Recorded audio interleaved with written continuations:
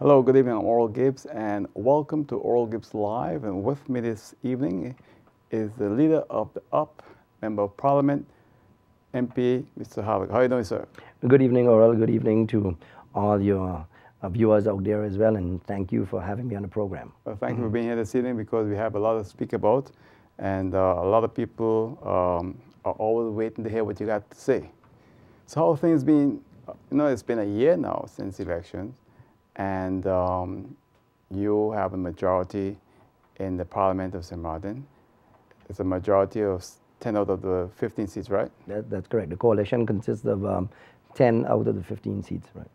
How you feel now, because a lot of us have been very critical of you, including myself, over the past few months, because we've grown to expect a lot from you, maybe too much, based on your past record on St. Martin, which I've said here in this program was a record that was unmatched. The replenishing of the Great Bay Beach, the boardwalk, the port of St. Martin, I can go on. And then all of a sudden, we're not seeing nothing, we're not hearing from you. What's really happening? Well, Oral, if you look at the last year, and someone asked me as well what I thought of the issues within my political career, I will say that, this last year has probably been the most strenuous and the hardest part in my 20 years in active politics. I've always been in politics, but in active politics. I mean, not even during the hurricanes was it like this.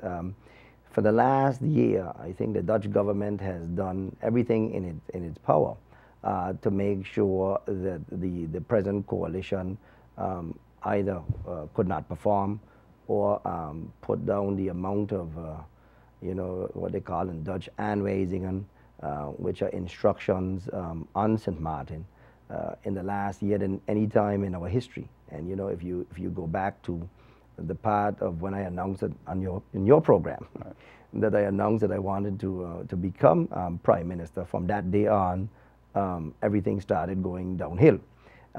In the sense that they wanted to introduce new measures for screening. They wanted to make sure that basically it's who they want to approve to become ministers, because a few weeks before that, when you had the NA-led coalition government, there was no discussion on screening. There was no discussion on anything.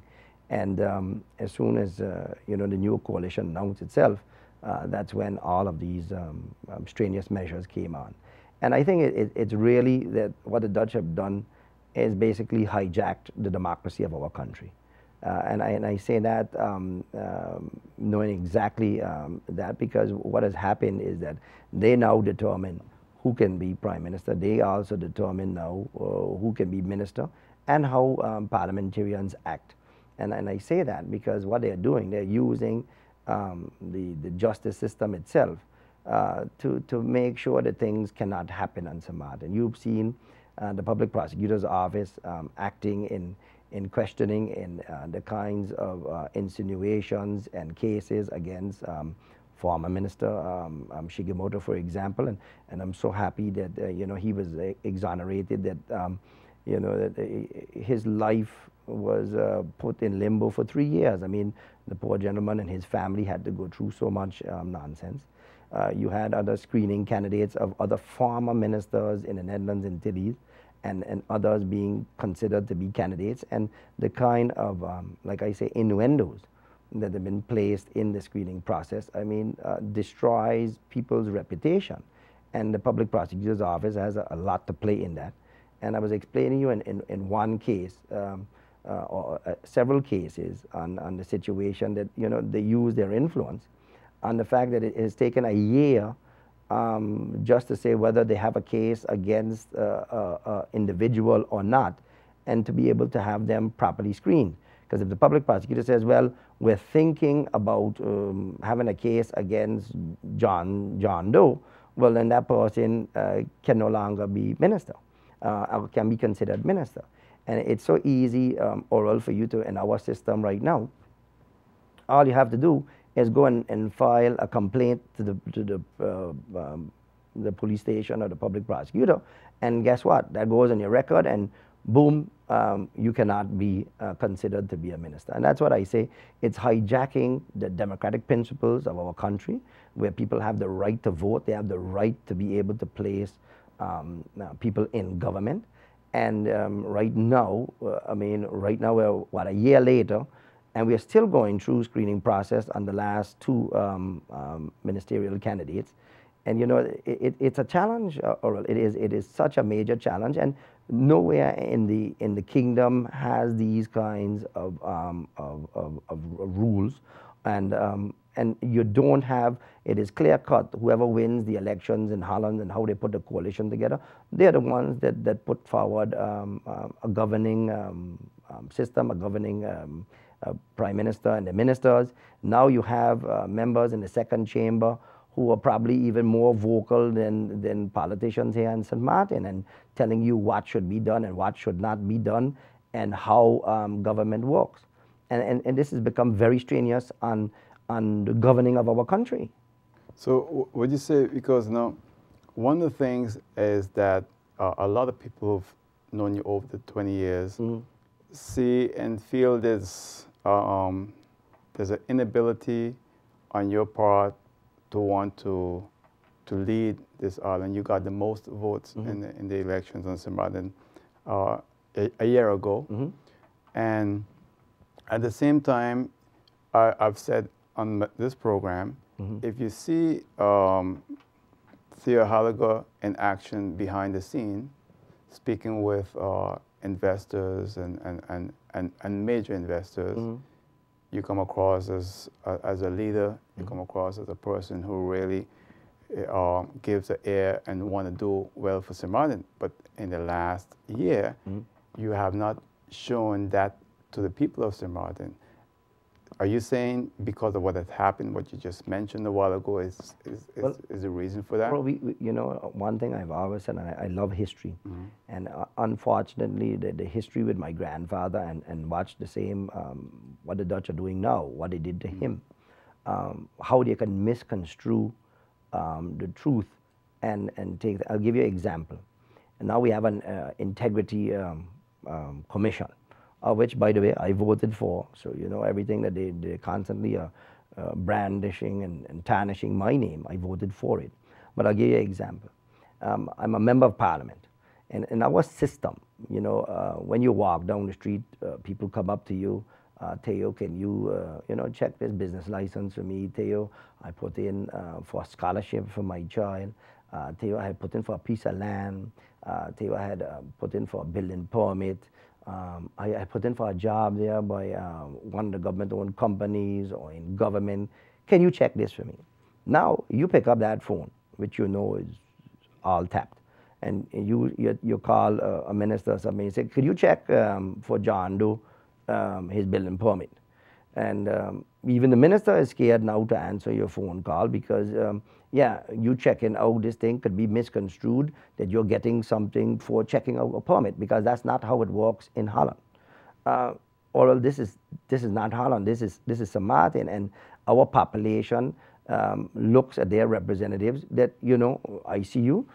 We come up to you. It's not that you make an appointment in an office, but now you're having to, because now you need to have a witness there taking down what the person is asking you for. You know, there's a part, and I grew up from, well, not grew up, but I mean, you walked in 1995 to now, or to the year before, and part of my life was every 2 o'clock in the morning you wake up and you write out emails, and you write out ideas, and you write out plans to the different departments and everything you set, and you remind them, and you do follow-up, okay? Now today, if you do a follow-up and you call to find out why, for example, police cars are not ordered, and you call, you know, Marshall Motors or one of them, or Vlon or one of the big companies on the island, he's making a deal there. So by following up, you have an issue now. And These are very true things I'm telling you about. You have no clue of what kind of investigations and everything are constantly going on, because they want to make sure that you have no influence on the running of the government. You have no influence on how things are happening anymore. Your job now as a parliamentarian is to basically write laws, and you can question government, but you are not involved in the running of the day-to-day affairs of government. And we know, Oral, in the system of government, that we have people elected you for a position. And it's unfortunate that by the way that we have elections itself, is that you're only voting for the members of parliament. What we should do is actually put it that the prime minister's position is now elected by the population of St. Martin.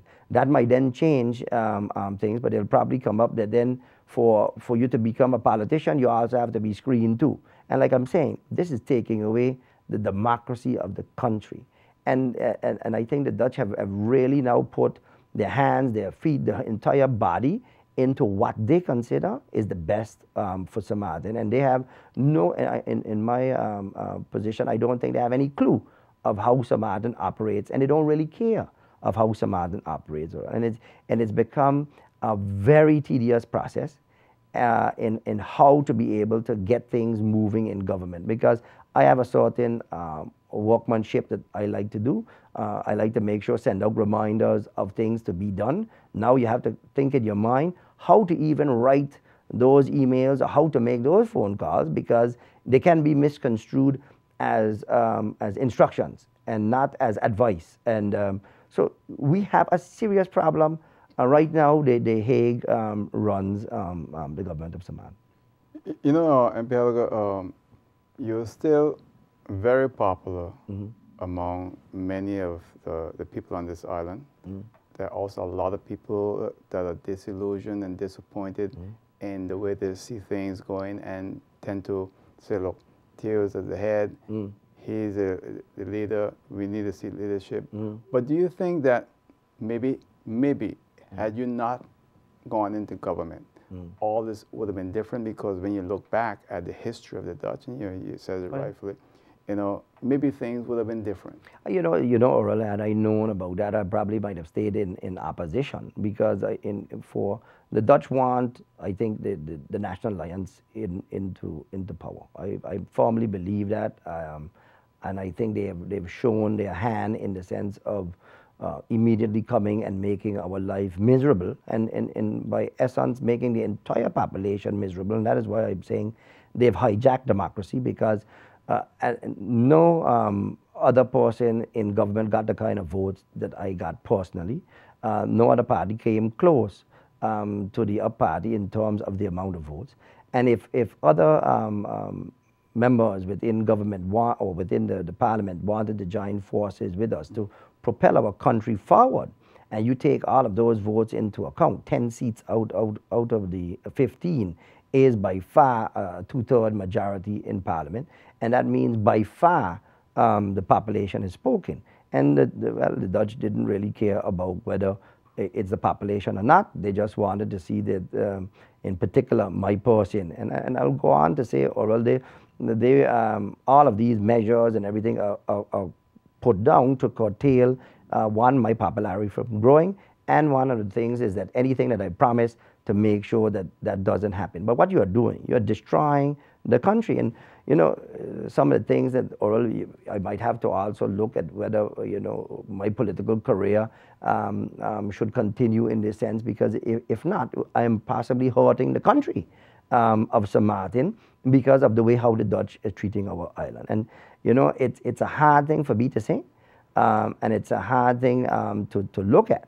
But again, I say they have really hijacked the democracy of our country. I consider them just like a terrorist, because you've come into a country and done things, and because they are, you know, not a superpower but a world power, they can do the things. If you look, give you a quick example, Greece. They just agreed to pump in another 10 billion euros into Greece. And here's a country, they didn't tell them about no CFT going to be involved in Greece or anything like that. Here in St. Martin, no money given to or let me rephrase that. The money that was promised to us, I think it was 120 million that was promised to us, we never got it, but we have a CFT telling us about all kind of things of whether we shouldn't build a prison, that our budget is no good, about all of these things. And I'm asking you, well, in Dutch they say, we betaald bepaald. If you're not paying anything, why are you allowed to be telling me everything what to do in the country? And it's all because of one thing. We have that Dutch passport.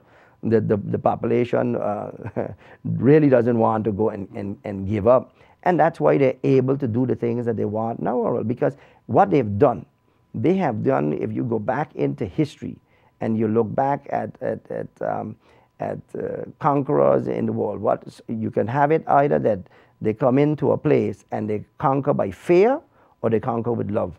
And what the Dutch have done is basically retaken St. Martin by fear. Because if you have that your own politicians, your own government is scared to make decisions, because what we've done, we put so much now procedures in place. By the time you get a simple request done, it has to go through more things. And now, in my opinion, we've added the public prosecutor's office to the decision-making process of government too.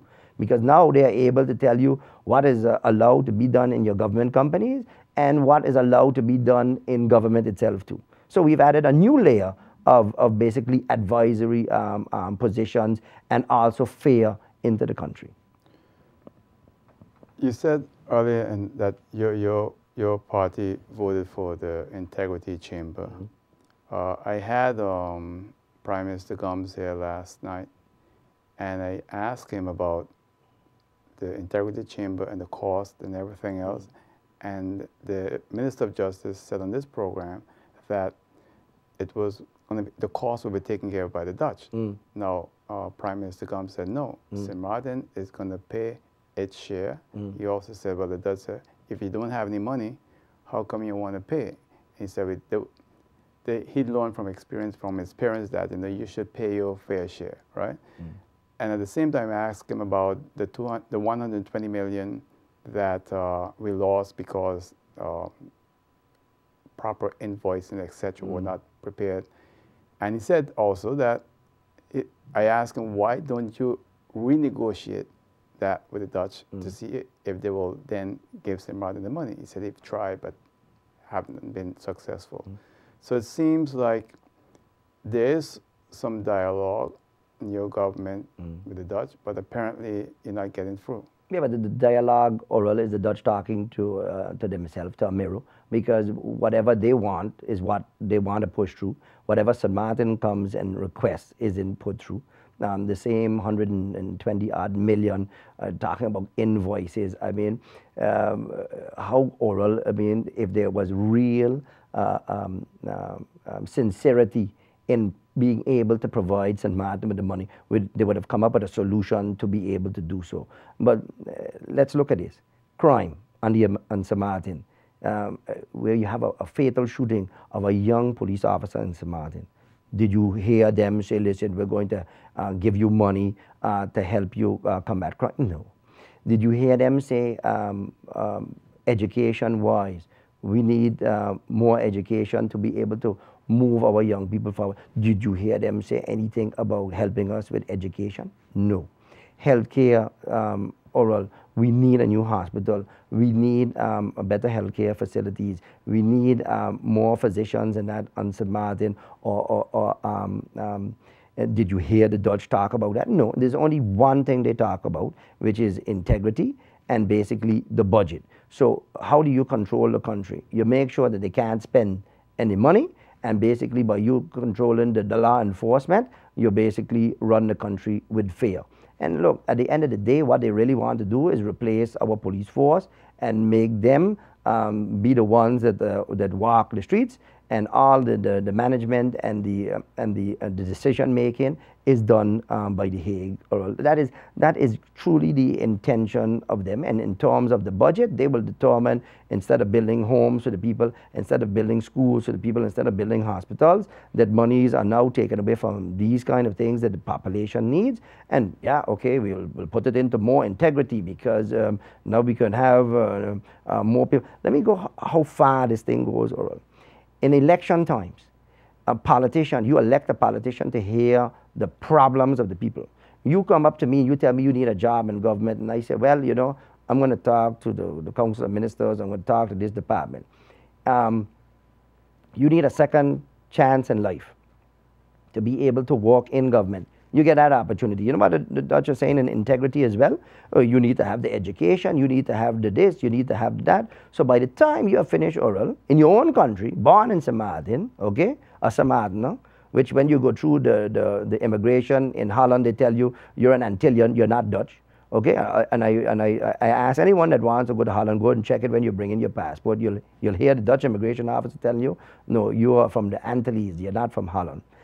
Tells you in your own country that you cannot get a job in government because you are not educated enough to be in that. And I say this, and while I give kudos to all of those that go away to educate themselves and to come back and get good positions, that there are positions in government that must be filled by our people, because government has to continue employing our people, or our people need to be the ones that they employ. Not only, I mean, by the time we're finished, you'll have all the SGs, you'll have all the senior positions in government filled by people out of Holland. And I don't think that's right. When you look at, you mentioned the hospital, and that was one of your big campaigning things that you campaign on, giving St. Martin a new hospital. That's right. A year later, where are we with that? Oh, well, I can tell the population that, well, you know, you mightn't hear from me, and you know, I was looking back a little bit in the history of what my grandfather went through, and I saw the things that they did, and that they did to him, and they did to my entire family. And you know, in a way, by me being quiet as well, while I don't like being quiet, I'm still able to work on the things. And I can promise you one thing: the promises that I made during the campaign and the party made during the campaign, I intend to carry them out. You know, I argue many times with the same Council of Ministers that, you know, that I think they also are scared to make decisions, and which I understand their position because of the same Dutch again. But I can tell you one thing: that hospital will be carried out in the term of office. I hope with all the adversary that is against us from within the same parliament itself, that we're able to hold the government together. So while we've built a good coalition of 10, there are those in there that are constantly on a daily basis trying to break the government. And we have to stay strong, or because that is just going to give in more to the Dutch again. But to answer you, that hospital, you can be assured that in this term, you're going to see that new hospital being built. And what about the staff? Because, you know, we have a small dedicated staff right now at the St. Martin Medical Center. But with a new hospital, we're going to need a lot more. That's right. You're going to get an opportunity to for the present staff to I think, in my impression, better salaries as well, but also more nurses and more physicians will be able to come, better healthcare. I mean, or if you just look, or you recognize the amount of money that we're sending to Colombia every year. And while they have great facilities, let me tell you that one, although I haven't been to it, but everyone that I've spoken to that have come back from it has told me, you know, the healthcare. But the money that we're sending there, if just a part of it can stay into St. Martin, and then also look at, you can remember what Puerto Rico used to be to St. Martin and to the rest of the Caribbean. And if we can now change that, oral. One of the ideas is that with the new hospital, that we look at the medical tourism as another stepping stone to be able to build on to the new hospital, and have a new wing for that as well, so that you're bringing in physicians that also do operations on the island, and can also do operations for local people as well, in addition to being able now people from other islands coming to St. Martin to do their medical tourism. We combine that, oral. We combine with having U.S. immigration, U.S. customs, And let's not stop there, because the Dutch say that When you say U.S. Customs, we bring U.S. Customs and U.S. immigration here. Similar to Aruba. Just like what Aruba has, and I think Punta Cana is getting it as well. Let St. Martin push for that. That is one of the points that I've been pushing for as well. We have that here in St. Martin. We now have a hub. Instead of going to Miami and standing in lines, you come here in St. Martin, you go to the U.S. Through U.S. immigration and customs.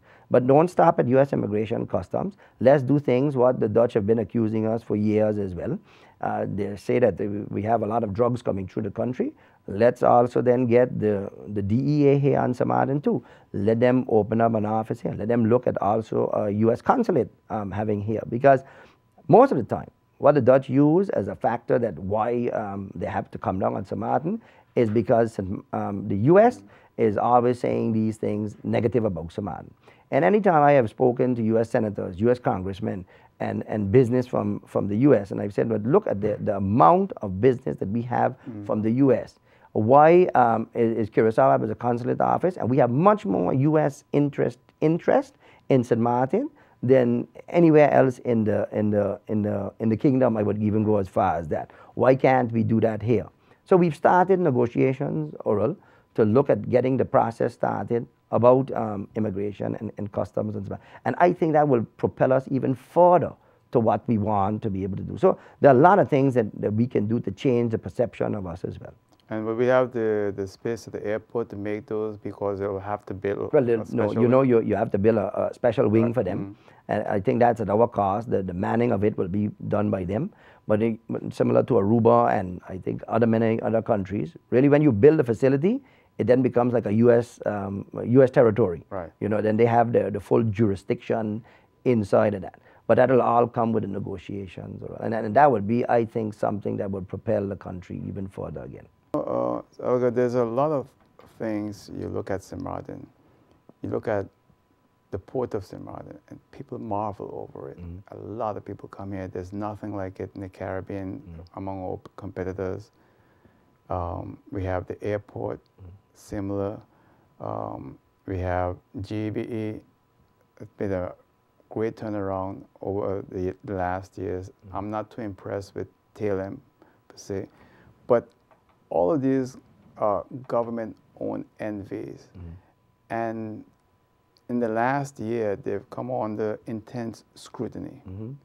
What is your government position here on these companies? Well, Oral, I mean, it's going to sound like a broken record. But years ago, I can remember as far back as '95, when most of these government companies, government had much more of a stricter control on them.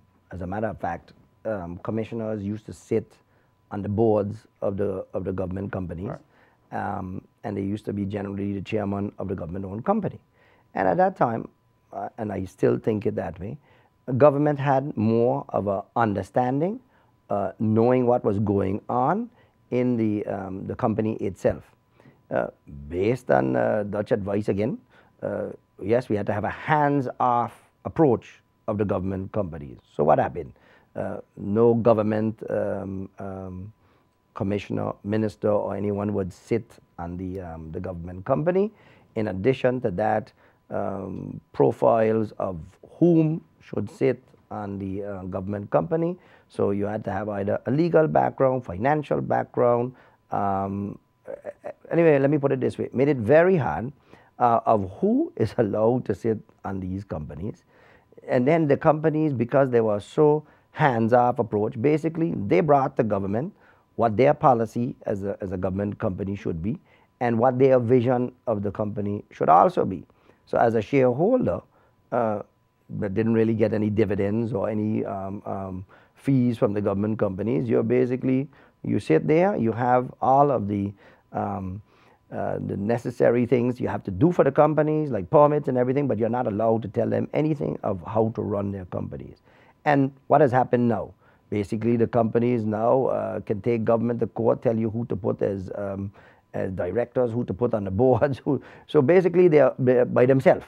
Okay, you even have the housing foundations, like any foundation that we even give monies to. I mean, tells government, yeah, you subsidize us, you give us monies, you own us, but you're not allowed to tell us anything what to do. And why is that? Because in the past, Anytime the Dutch government was willing to help you, which was far and few in between, in helping you and in giving you any monies, it had to be completely outside of government and not to government itself.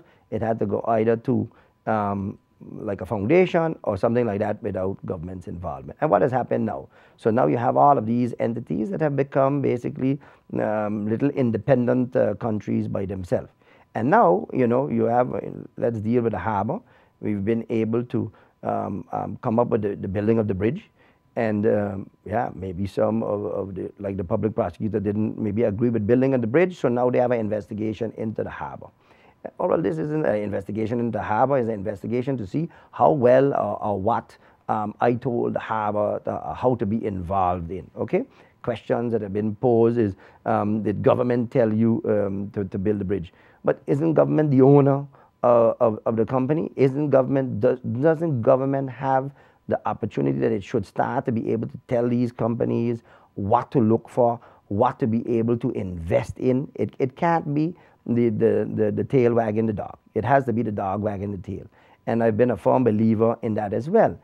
Let's deal a little bit with Gibbes. Here you got an electricity company that, and I said it at Mr. Frank Mingo's funeral the other day. When Mr. Mingo was on the board of directors of Gibbes, Gibbes switched from light fuel to heavy fuel. I've stated it, I don't know if it was on your program or elsewhere. I think that with the price of oil the way it is right now, it's not going to always stay there. We know that. The economies of the world will continue to grow, and then the demand and the pressure on oil prices will continue to rise again. We have to look at looking for a cleaner burning fuel, which can be either LNG or LPG or whatever as well. And what I am seeing in the studies and the conferences that I have gone to as well, you're talking about nearly a 30 to 40% reduction on the cost of fuel on your electricity bill. That is something that is to me mind-blowing or chattering for the population of Samoa. It's something that I promised as well, and the party promised to look at reducing the cost of living for the people. Gibbes needs to look at that. Gibbes needs to looking for a cleaner burning fuel so that the people of Quebec don't have that heavy sulfur smoke coming in there, and we need to push Gibbes into that kind of idea. In addition to making sure renewable energies like solar and that, I'm not a big believer in wind. I had my own little windmill. I did it as a test case for me. I was the proof canine, right? That is a renewable resource that St. Martin doesn't get the kind of winds like Aruba and Curacao get, but guess what? We get a lot of sun. The problem is with solar though, is that for every megawatt produced of solar, you need something like 4 acres of property. So you know the problem on St. Martin, property is very expensive and we don't have much open land that you can put solar. But Gibbes needs to look into that as well. Let's get into the airport, for example. The airport needs to look at getting more parking for planes. Right now, we're sending private jets away during the peak season to Anguilla, to St. Kitts, to land. And now St. Kitts has even created their own FBO facilities and more parking over there for them. And we're losing out on that kind of traffic, you know. And the second chamber in Holland could say what they want about private yachts and private planes, but that is big business for St. Martin as well, not only for the airport, but for retailers and things like that. So you need to sit with government and discuss these things. Tell him, you know, Oral, we have these big signs up that tell us about 2 megabyte and 5 megabyte thing. A telephone company is no longer a telephone company. A telephone company now is a data company, because nobody uses the cellular hardly anymore. They use WhatsApp, they use BBM, they're on the internet, they're on the email. I mean, my little 2-year-old, he knows how to open up the iPad and turn it on. So what is happening with St. Martin? You look at the rest of the Caribbean, they're going to high definition channels, more content in terms of television. They're going now to 4G and probably soon to 5G. We're still struggling to get, I call it 2.5G going on St. Martin. We're still struggling to you ride on the French side and that your phone actually works and can transmit data. While I think all government companies, let me tell you something, are important to the country because one, they employ our local people, but they also have to become innovative and creative in moving the country forward. And I said it one day in Parliament, I considered Telem one of these prehistoric dinosaurs because it hasn't been moving forward with the technology out there. Telem should be able to transmit your program or in high definition to the entire population of St. Martin. We should be able to be looking at it on the phone and everything as well. It is impossible that St. Kitts, a little Anguilla, and all of these islands have better 3G and 4G and all the Gs they got out there, and more megabytes the population than St. Martin. How can St. Martin be a leader in tourism and we are not a leader in technology? And Oral, one of the things that I believe in, we shouldn't be second to nobody. And that is some places that we need to start investing in. Fiber to the home. I mean, it shouldn't be any more based on copper lines going to your house. And that is what we have fiber leading from here to Puerto Rico, then going on to the US. And imagine we don't have fiber to the home. You understand, Oral? It starts at home. We need to make sure that our population is one of a cosmopolitan population. I mean, we want the best of everything. You go anywhere else, we want products from the US. We hardly ever buy anything that's inferior.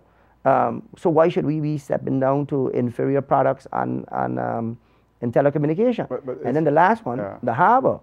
The harbor has shown that it is the leader in cruise tourism, while others have constantly been going. Oral, and I have never announced this publicly as well. The time that I was kicked out of government for the year from 2000, I think it's 2011 onward, we were finalizing an agreement with Disney Cruise Lines, Norwegian Cruise Lines, and MSC, the Mediterranean Shipping Company, to continue expansion of the second pier. It would have meant that St. Martin would have had agreements, the only place in the world that would have had agreements with Royal Caribbean Corporation, that has another 4 or 5 brands, Carnival Corporation, who has another 12 brands, and the other 3 major cruise lines. It would have meant, Oral, that the Cubas weren't even in discussion at that time. And what they did, those same cruise lines went on, especially Disney, went on and built a pier in Tortola. So all of these things kind of propelled this country forward through politics and short-sightedness, and that's the problem too. You really see the true caliber of a person when you give them power. And yeah, you had those that were in government, then threw down government, put it back together, threw it down. And if we are constantly having changes in government, and because of, you don't get what you want and when you want it, then you can't move forward. That is one of the biggest problems that we have. But I've given you the emphasis on the 4 different positions that I believe that could propel the country forward with the government companies. What about the waste management? Mm-hmm. We have this huge island that's growing. Oh, yes. I mean, it's really unbelievable. I can see it from here. 25 years ago when I first came here, I couldn't see it. Mm. Are there any plans for that? Well, we've been talking about this waste to energy facility for 4 years. You know what the main issue is that government doesn't sit with GEBE to determine and to discuss what is feasible on the rates. GEBE doesn't agree with the rates that government wants to charge, so nothing happens. I'll give you an example. When they had the bidding for the waste to energy facility, the bids were brought in. The rates, in my opinion, were very high. And one of the discussions that I brought forward was what happens then is what is the cost of the equity of the waste to energy facility. So really what's the cost of their money? Let me put it that way.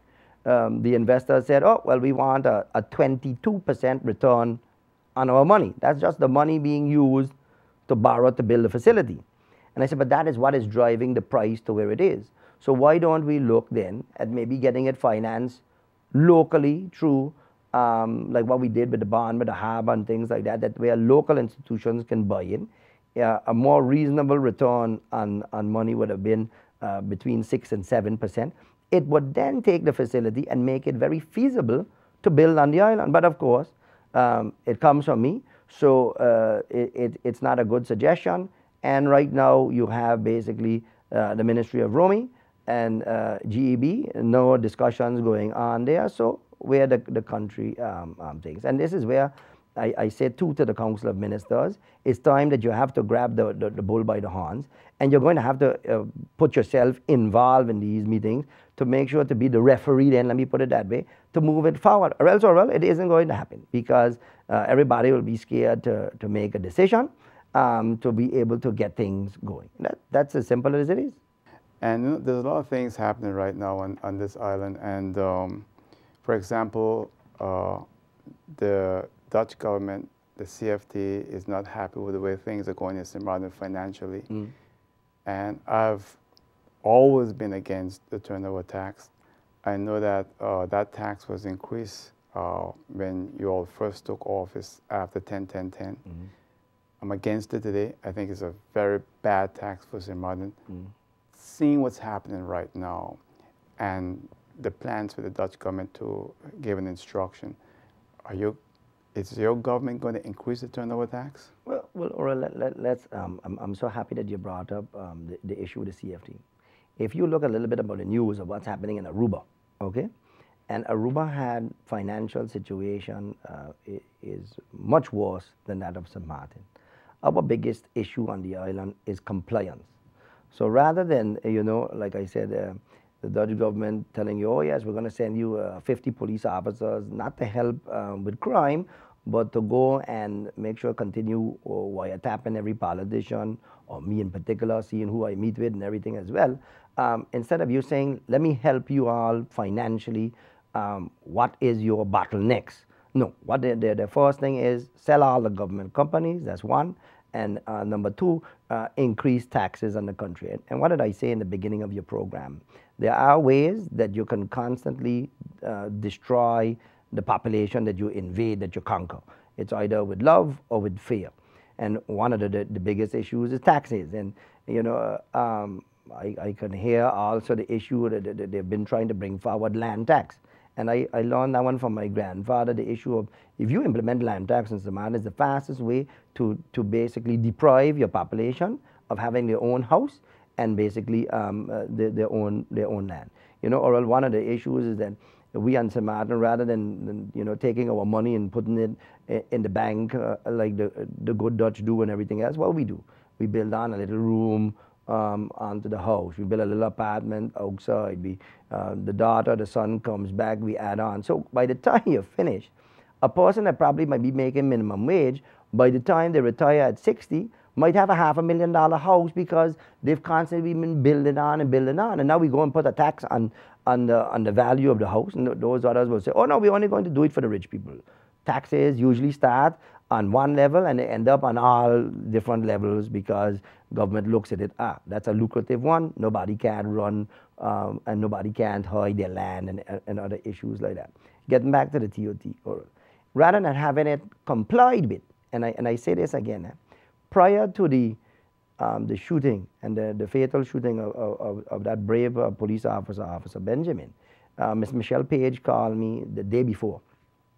And she said, Theo, I wanted you to be the first one to know that all the criticism that you take, that St. Martin is now #1 in expenditure on cruise tourism and #1, for the first time ever, #1 in also crew expenditure.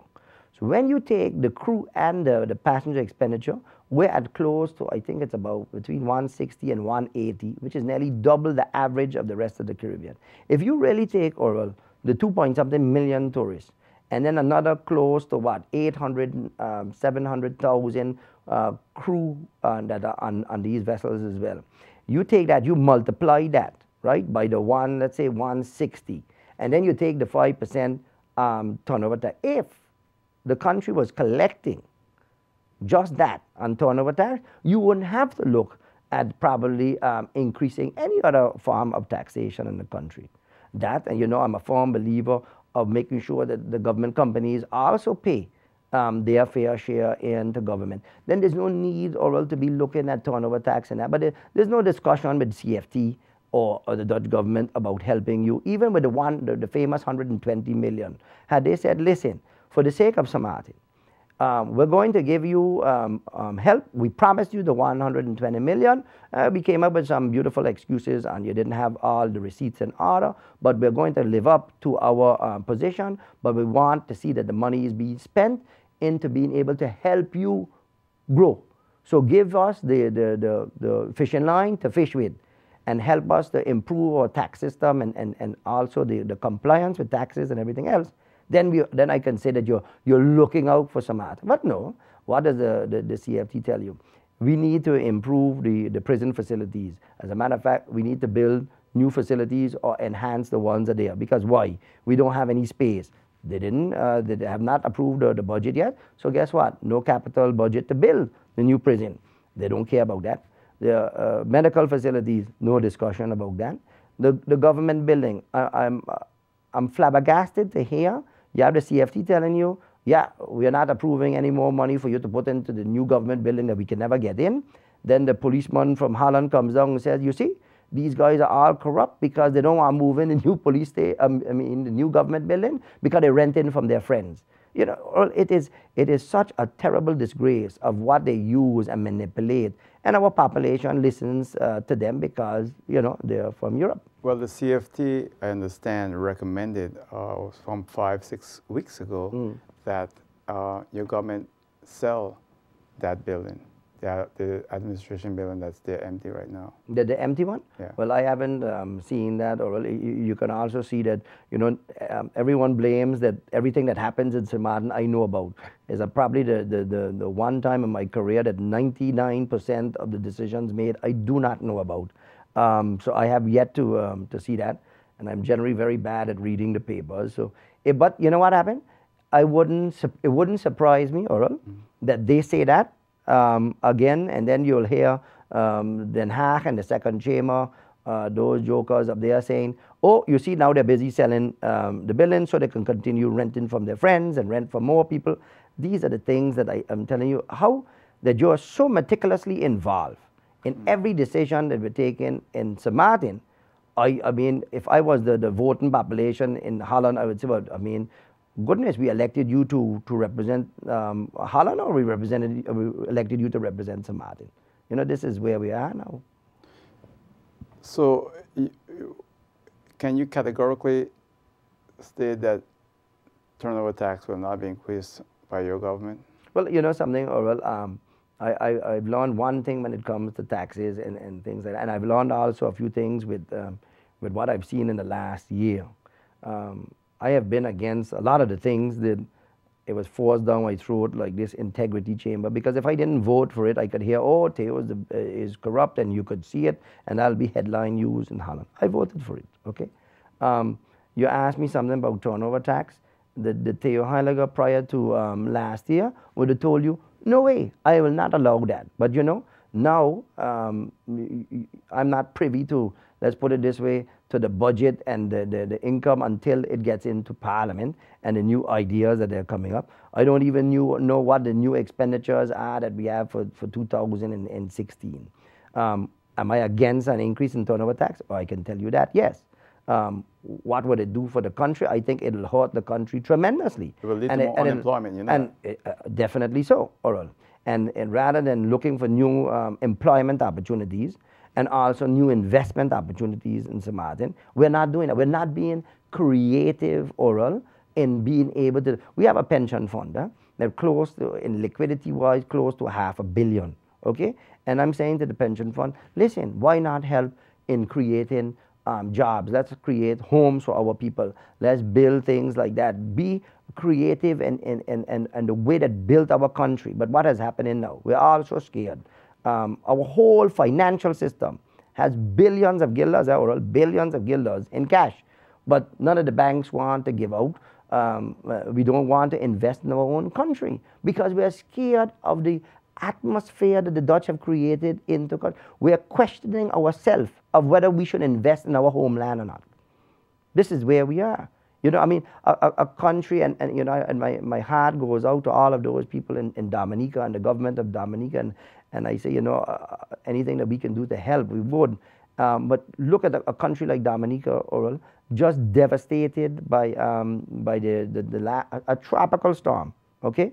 A country that has huge budget deficits, huge problems in itself. And, you know, now they are going through their thing, but they can make decisions. Here we are going down a path of darkness, and the Dutch are basically pushing us in there. And you're taking away all the position of the politician and trying to put it into the hands of only Dutch civil servants. You know, for the average person on the street, you know, they see things in a way probably different than politicians.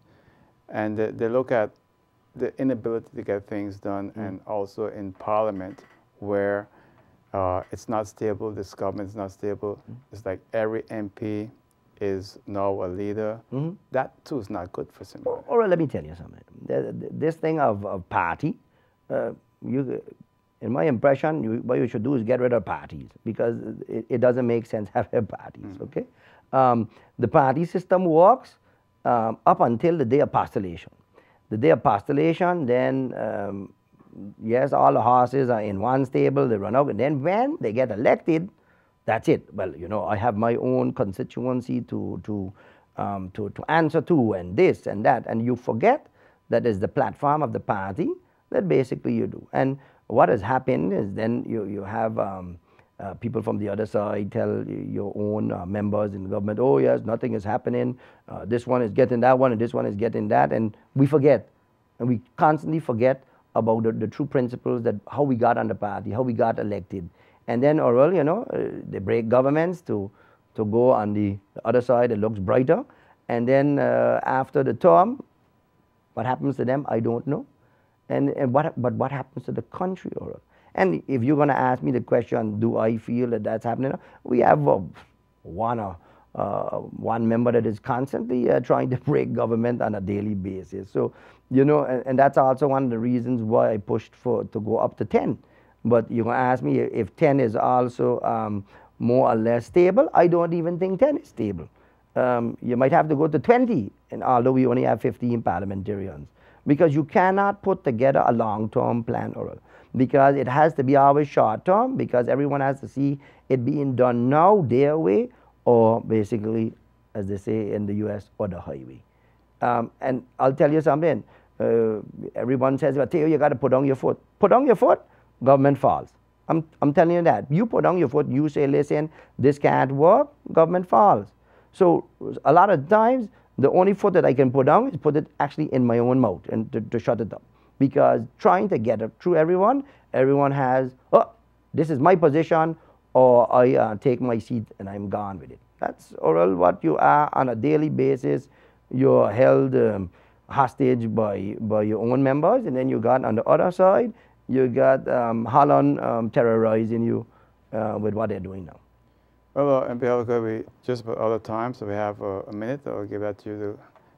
Whatever you want to add in closing. Well, I thank you, Oral, and you know, I just want to say to the population that, you know, while I haven't been my usual optimistic self on your program this evening, that, you know, I love St. Martin dearly, and I'm still willing to fight to get things going. But it's been a very tough year. And these challenges, you know, are going to take the entire population, because if we don't stand up for our own rights and our own dignity and our own pride, you know, then others will do it for us, and we're not going to like it. And with that, I'd like to thank you, Oral, and also to the viewers and listeners watching the program and listening to the program. Well, I want to thank you, MP Heyliger, for being here, and hope we can have you back sometime again, all right? Thank you. And that's it for now. I'll see you next time. Until then, good night. Take care. Bye.